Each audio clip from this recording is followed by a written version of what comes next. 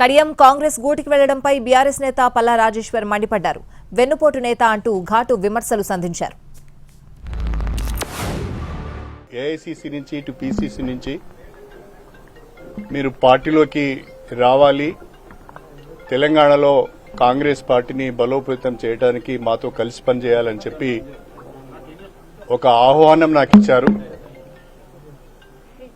నేను నా శ్రేయోభిలాషులు, నాతో ఇన్ని రోజులు కలిసి ప్రయాణం చేసిన కార్యకర్తలు వాళ్ళందరితో కూడా మాట్లాడి త్వరలోనే నా నిర్ణయాన్ని చెప్తానని చెప్పి పెద్దలు దాస్ మున్షి గారికి తెలియజేయడం జరిగింది. In a day or two I will take a decision after consulting my followers.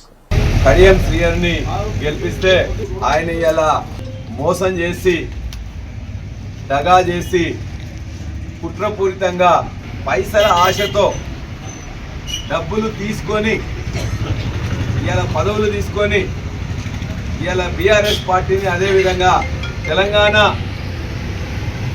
అస్తిత్వానికి ఇవాళ ప్రమాదకారిగా తయారైండు కడియం శ్రీహరి.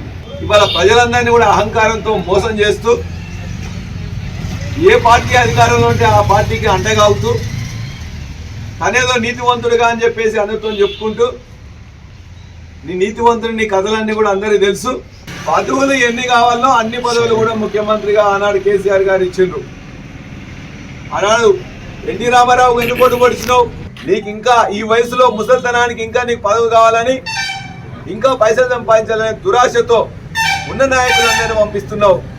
ప్రజలు చీకొడుతున్నారు, నోట్లో ఉమ్మేస్తారు, చెప్పులతో కొడతారు.